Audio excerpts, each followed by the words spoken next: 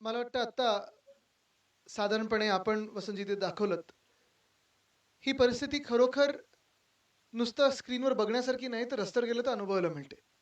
आता येताना देखील मला जेवढा ट्रॅफिक म्हणजे मला वाटत नाही कधी मुंबई पुणे एवढं अंतर वाटलं होतं जेवढं आत्ता वाटलं.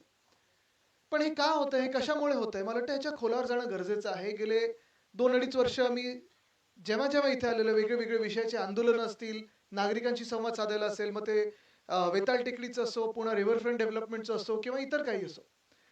हे सगळं होत असताना देखील गणपती असेल, नवरात्री असेल, पुन्हा एकदा मी ज्या मंडळांना भेटी देतो. आधी जसं पुणं कधीही एवढं लगेच पाण्यात बुडायचं नाही किंवा तुंबायचं नाही पाणी, तसं पाणी तुंबायला लागलेलं आहे. पूर जे आपण पाहतो, ही परिस्थिती वाढायला लागलेली आहे.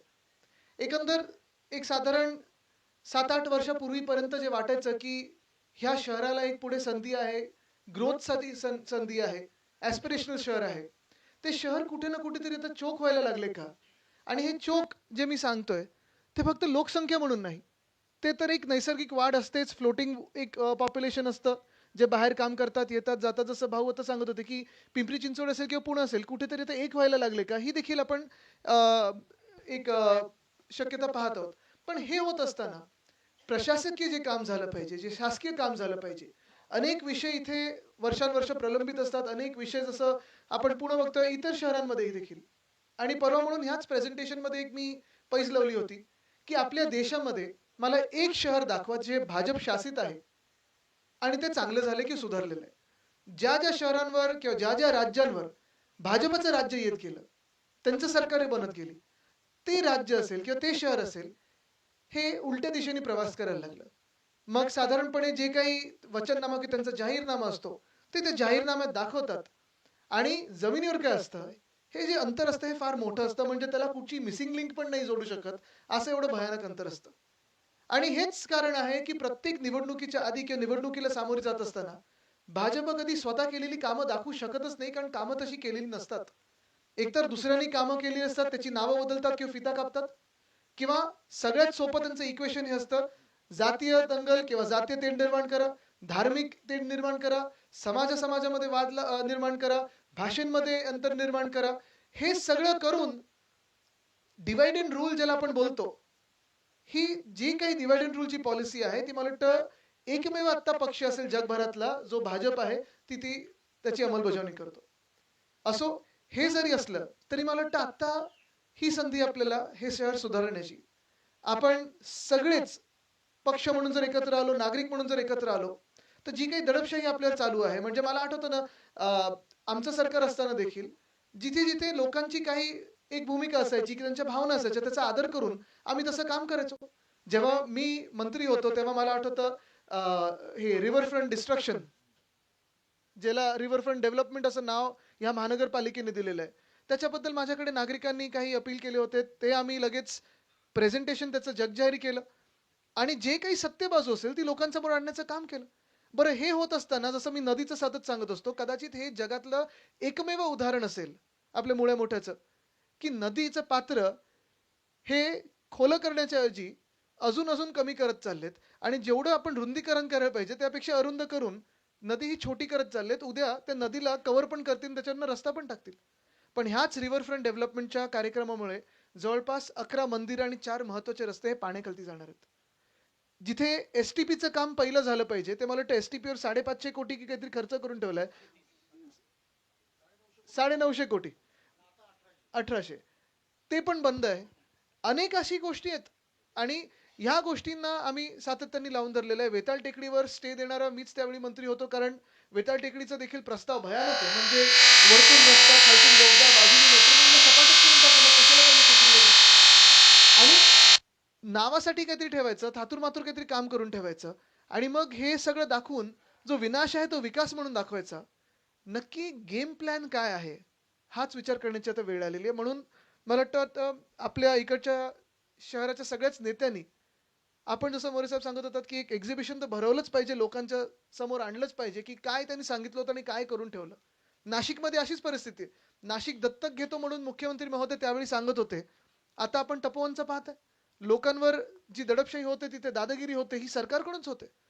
असंच इथे मला वाटतं प्रेझेंटेशन झालं पाहिजे आणि जसं हे काम जे मी प्रेझेंटेशन दिलं होतं मुंबईचं, की आम्ही करून दाखवलं. आणि हे करून दाखवलं कधी, जेव्हा आमच्या हातात राज्य सरकार नव्हतं, मुख्यमंत्री आमचे नव्हते, तेव्हा एवढी कामं करून दाखवलेली आहेत.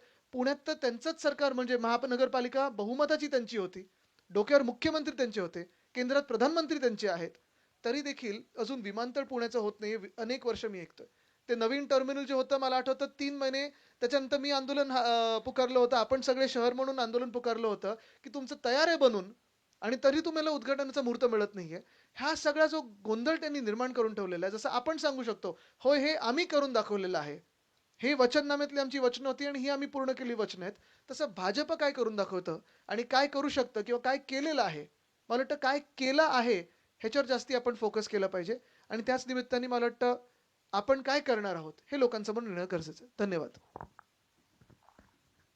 प्रेसचं काही प्रश्न असतील तर. खरं प्रश्न हे सत्ताधाऱ्याने गेले पाहिजेत, पण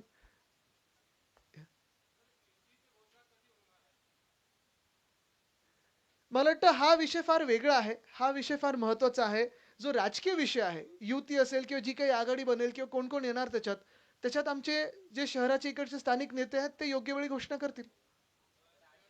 सर एकच मला, आपण कुठच्या माध्यमातून तेवढं सांगा आणि मग तसं सांगा. हा, बसून विचारलं तरी चालेल.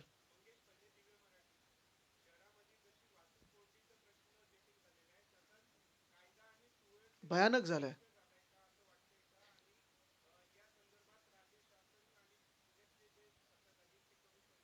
निश्चितपणे कमी पडलेले आहेत. कायदा सुव्यवस्थेचा प्रश्न आम्ही आपल्याच माध्यमातून जो आहे तो सातत्याने बघत असतो. कुठे कुठची गँग, कुठे कुठची टोळी, कुठे काय दुसरं होत असतं. म्हणजे एवढं भयानक होत चाललेलं आहे. आणि त्याला जोडून आता ड्रग्सचा नवीन विषय तर आलेलाच आहे. पण मला वाटतं हे सगळं एक धोक्याची घंटा नुसतं आत्तासाठी नाही, तर भविष्यासाठी आहे. कारण जेव्हा आपण ट्रॅफिक पाहतो, ट्रॅफिकचा विषय पाहतो किंवा लॉ अँड ऑर्डर पाहतो, कायदा सुव्यवस्था पाहतो, हे सगळं होत असताना एखाद्या शहराकडे उद्योग का जातात, नवीन उद्योग का जातात किंवा इन्व्हेस्टमेंट का जाते, तर ते शहर राहण्यासारखं असतं. आत्ता जर आपण पाहिलं तर हिंजवडीकडे जाताना संध्याकाळी देखील एवढा भयानक ट्रॅफिक असतो. शहरातल्या शहरात जाण्यासाठी 15-20 मिनिटाचं जे अंतर आहे ते जवळपास 1.5-2 तासाचं झालेलं आहे. आणि ह्याच सोबत जेव्हा कायदा सुव्यवस्थेचे प्रश्न निर्माण होतात, तेव्हा धोक्याची घंटा ही नुसतं आपल्या शहरासाठी नाही तर राज्यासाठी आहे. राज्यात सरकार आहे की नाही आणि गृहमंत्री नेमके कोण आहेत ह्याच्यावर प्रश्न उपस्थित होतो. सॉरी, ह्यांचं एक मगाशी तुमचं.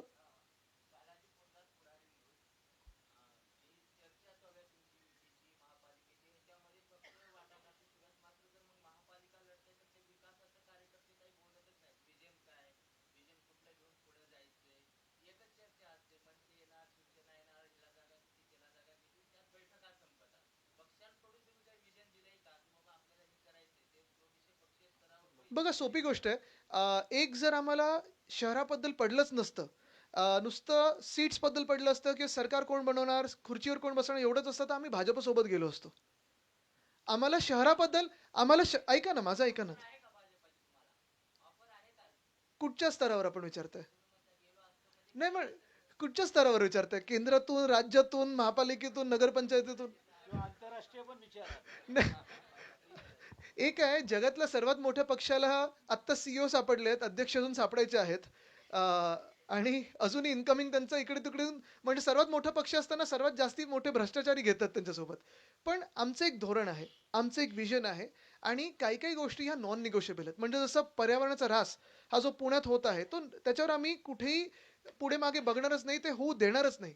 कायदा सुव्यवस्था परिस्थिती असेल, ट्रॅफिकची कोंडी असेल, दर्जेदार रस्ते असतील, फुटपाथ असतील, मोकळी मैदान असतील, ही बिल्डर आणि कॉन्ट्रॅक्टरच्या घशात जाऊ न देण्याचं आमचं जे धोरण आहे, त्याच्यात सोबत कोण येतंय. आणि अर्थात मग जेव्हा राजकीय पक्ष एकत्र बसतात, ते जिंकण्याचं गणित कसं बसेल हे पण आहे. पण जसं मी सांगितलं की फक्त सीटची वाटाघाटीच असतं, तर आम्ही त्यांच्यासोबतही जाऊ शकलो असतो. त्यांचा मगाशी होता तिथून तिथे येतो परत.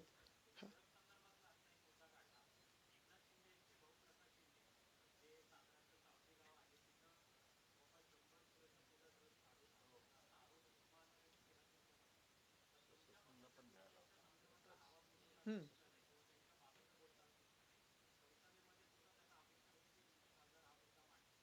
त्यांच्यापेक्षा ते आम्हाला सांगतात, ते आपल्यापेक्षा जास्ती आम्हाला सांगतात. पण एक महत्वाचं आहे, खासदारांनी पत्र जे दिले ते गृहमंत्र्यांनी दिले, त्यांच्याकडून उत्तर अपेक्षित आहे, मग पुढे बोलू ना आम्ही. आता क्लीन चिट कशाला कशाला मिळते तुम्हाला माहिती आहे महाराष्ट्रामध्ये. एक मस्त सगळं काही करून मोकळं व्हायचं आणि क्लीन चिट घ्यायची आणि एकाच पक्षावर कारवाई होते. दुसऱ्या मित्र पक्षावर कारवाई का नाही होते हा पण प्रश्न सीएम साहेबांनी उत्तर दिलं पाहिजे. एक मिनिट त्यांचं मागून एक होता प्रश्न.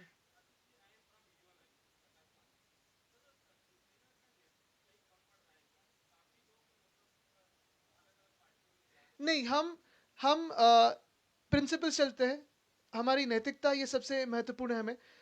जो भी भ्रष्टाचार में डूबे हुए हैं, जिसको भी छुपाने की जैसी कुछ चीजें हैं, जिसको भी जेल का डर है, वो जा रहे हैं वहां.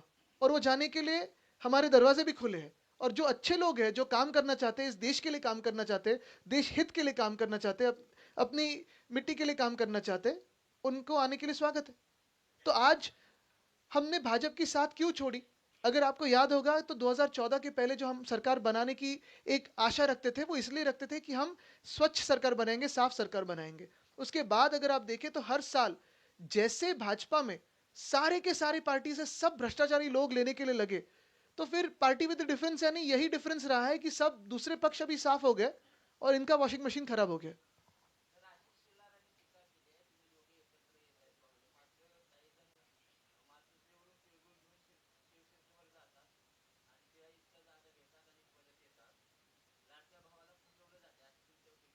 मी बघा मी त्यांच्यावर आधी पण कधीही बोललेलो नाहीये. त्यांना जी वागणूक भाजपमध्ये मिळते, मी संवेदनशील आहे. मला त्यांच्याबद्दल फार वाईट वाटतं.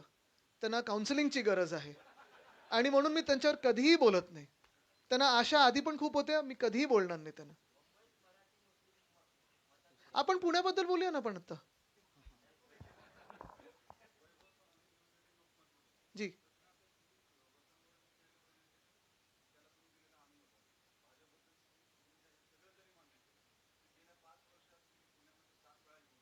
नाही मी जास्ती वेळा आलोय. 7 वेळा नाही हो. मी वर्षात 7 वेळा आलेलो असेल. जास्ती वेळा आलोय.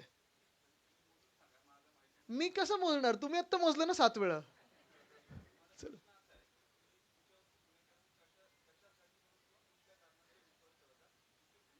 प्रधानमंत्री महोदय किती वेळा आलेत. त्यांच्यावर का विश्वास ठेवला. त्यांच्यावर का विश्वास ठेवला आणि चेहरा त्यांचाच असतो ना की बिना त्यांच्या चेहऱ्याचं लढणार आहेत. बघा मुख्य गोष्ट हीच आहे की आमचे सगळे इकडचे जे पदाधिकारी आहेत तसं सगळ्या शहरांमध्ये होतं. तर मुंबईत पण काही काही वॉर्ड असे असतात तुम्ही त्यावेळी आंदोलनाला जाता किंवा काही कार्यक्रमाला जाता. पण विश्वास हा पक्ष नेतृत्वावर जेवढा असतो तेवढा कार्यकर्त्यांवर असतो. आणि स्थानिक कार्यकर्ते असतील, स्थानिक नेते असतील, राज्याचे आमचे नेते असतील, हे फक्त पक्ष म्हणजे आम्ही एकटे नसतो. आता जे काही विषयांसाठी मी आलेलो आहे, तुम्ही आज पण चला इथून मी लोकमान्य नगरमध्ये चाललेलो आहे. इकडे जे राहतात त्या आमदारांनी त्यांची आता हालत खराब करून ठेवलेली आहे. पण मी मुंबईत बसून पण त्यांच्यासाठी आवाज उठवतोय. वेताळ टेकडी इकडचे स्थानिक जे लोक आहेत भाजपचे तिथे वेताळ टेकडी खराब करायला निघालेत. मी मुंबईत बसून आणि इथे आल्यानंतर पण वेताळ टेकडीला जातो. सगळीकडे सलीम अली बर्ड पार्क आम्ही ठीक करून दिलेलं, नीट करून दिलेलं, चांगलं रिस्टोर करून दिलेलं, खराब केलं.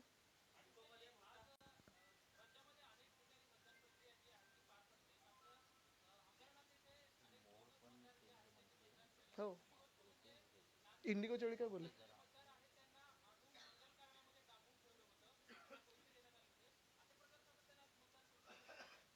एकंदर आपण ह्या ज्या आता ह्या नगरपंचायतीच्या निवडणूक जर पाहिल्या, प्रश्न हाच उपस्थित होतो की निवडणूक आयोग आहे की नाहीये. कारण आपल्याला आठवत असेल जेव्हा ही सगळी ड्राफ्ट रोल महानगरपालिकेचे पण मुंबई, पुणे, ठाणे सगळीकडचं आम्ही जेव्हा त्याचं एक वाचन सुरू केलं, यादी वाचन सुरू केलं, जेवढे बोगस मतदार जसं मुंबईमध्ये विधानसभेच्या वेळी जवळपास 31% बोगस मतदार आम्हाला सापडलेत. आत्ता जेव्हा त्याचा अभ्यास करतोय, आत्ता पण आम्हाला जवळपास 14 लाख सापडलेत. पुण्यामध्ये पण तसेच आहेत. सगळीकडे आपण पाहतोय म्हणजे एका बाजूला सत्ताधारी पक्षांचे बोगस मतदार, दुसऱ्या बाजूला पैशांचा पाऊस. जे फेकनाथ मिंदे हेलिकॉप्टरमधून उतरून 2 बॅगा घेऊन उतरले, ते अर्ध्या तासाच्या प्रचारासाठी एवढ्या 2 मोठ्या बॅगा घेऊन आले का. तंबू ठोकायचा होता का त्यांना तिथे. तर हा सगळा जो काही प्रकार आपण बघतोय, ह्यानी महाराष्ट्राचं राजकारण एवढं प्रदूषित आणि दूषित केलेलं आहे, एवढं घाणेरडं केलेलं आहे. मला वाटत नाही एवढं खाली आपण कधी इतिहासात गेलो असू. आणि कुठे ना कुठेतरी जनतेकडून ह्याला उत्तर येणार आहे का, हे येणाऱ्या महानगरपालिकेत आपल्याला कळणार आहे. त्यामुळे त्यांचा हात पहिला मी बघितला वरती.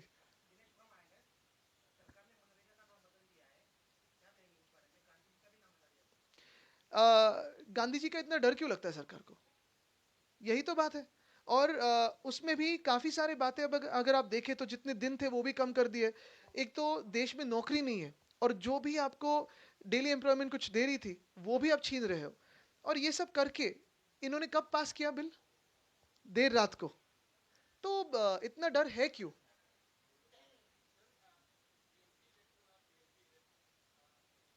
29 महानगर पालिका आने वाली है।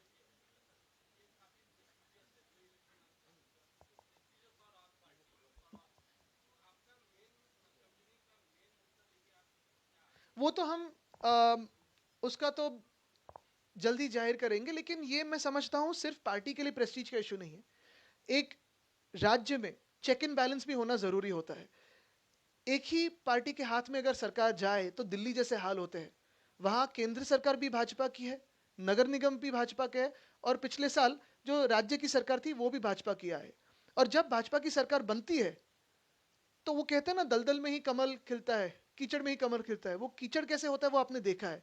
आज अगर आप दिल्ली जाए तो उसी परिसर में आजू बाजू के सारे राज्यों में भाजपा है। जो पहले कहते थे कि नहीं वो स्टबल बर्निंग उस राज्य में होते हैं, वो किसान यहाँ से धुआं ये करते हैं, अभी तो सारे राज्य आप ही के हाथों में। तो आज भी एक ही और खराब क्यों है? आज भी वो प्रगति मैदान का टनल, उसको कोई हल नहीं है। काफी सारी ऐसी चीजें हैं जो जिसका जवाब भाजपा देना नहीं चाहती, क्योंकि सारे के सारे स्तर सरकार के उन्हीं के हाथों में है। और मैं ये मानता हूं कि महाराष्ट्र जैसे राज्य में चेक एंड बैलेंस होना जरूरी है। दूसरी बात, ये सिर्फ पार्टी के प्रेस्टीज का विषय नहीं है, बल्कि लोगों की जानों का विषय है, लोगों के जीवन के स्तर का विषय है। और अगर महानगर पालिका में या नगर निगम जो हम हिंदी में कहते हैं, वहां के महापौर अगर दूसरे पार्टी के हो तो कुछ ना कुछ आगे बात बढ़ सकती है। आदित्य बोललं तरी चालेल. अरे पण मी पण त्याच वयाचा आहे तुमच्याच आहे. तुम्ही एकदम मला सिनियर करू नका.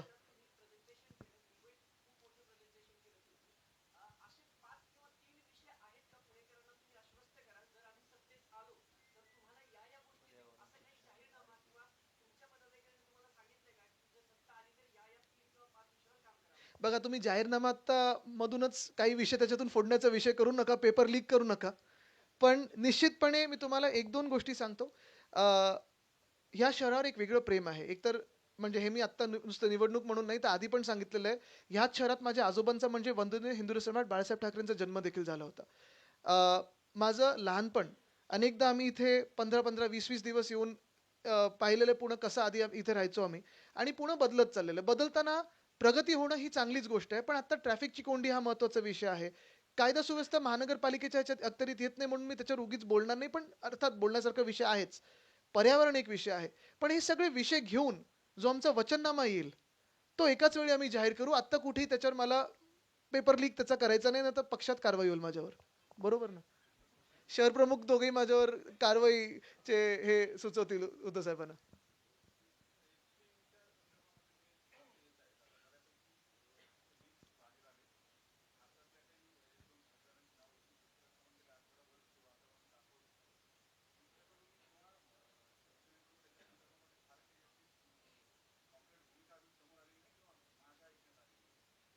नाही, अजून आम्ही कॉन्क्रीट भूमिका मांडली नाहीये, कारण नाही, तुम्हाला सांगतो ह्याच्यावर आत्ता बोलून काहीच अर्थ नाही, कारण आत्ता जे काय आहे ते सगळं गदारोळ हा त्यांच्या राजकारणात चालू आहे.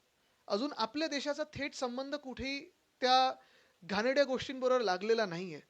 अजून काही त्याच्यातून बातमी आली तर ठीक आहे, पण ज्या गोष्टी त्यांनी केल्या आहेत किंवा घडवलेल्या आहेत ते अत्यंत घाणेरड्या आहेत.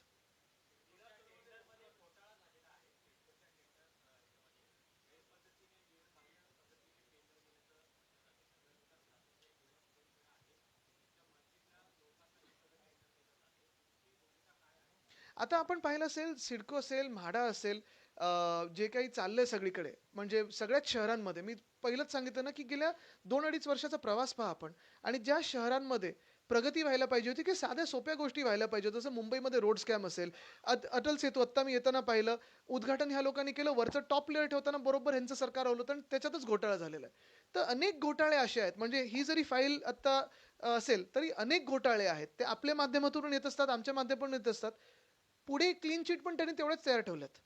आता क्लीन चिटवर नाकारायचा अधिकार हा जनतेचा आहे आणि तो ह्या महानगरपालिकेत दिसेल. शेवटचे दोन घेऊया प्रश्न, कारण पुढे लोकमान्य नगरला जायचंय.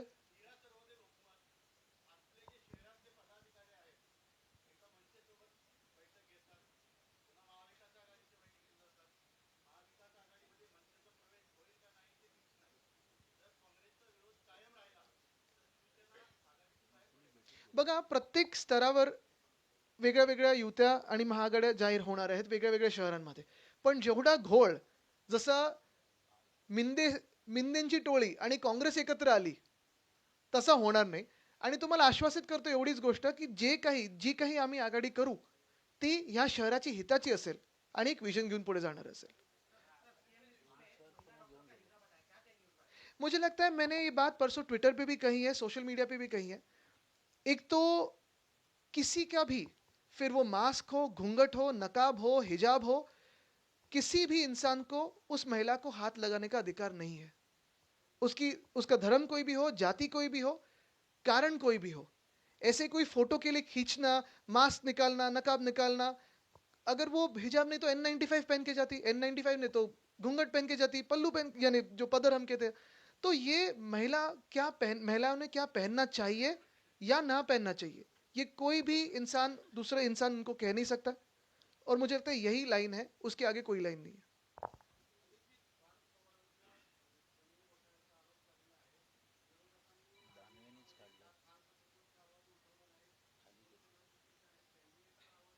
मग अंबादास दानवेजी कुठच्या पक्षाचे आहेत?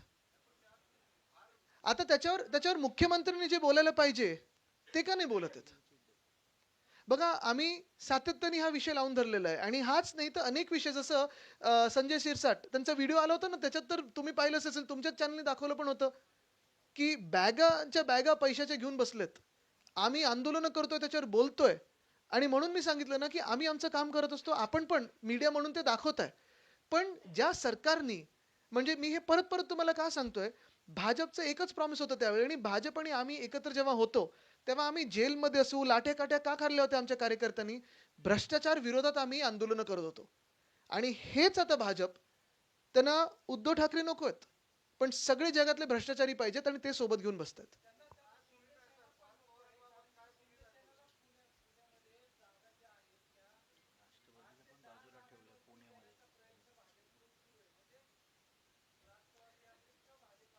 अजून थोडा वेळ थांबा, आपण पुढचं पुढचं कळत जाईल. हे तर सिर्फ ट्रेलर है. चलो, धन्यवाद. आता पुढे लोकमान्य नगर आणि आता आपण एक टॉस करूया तुमच्या दोघांमध्ये. ये सारी अलायंस की बातें, ये राजनीतिक बातें हैं, बातें चल रही है, जैसे ही होते सबको पता चलेगा.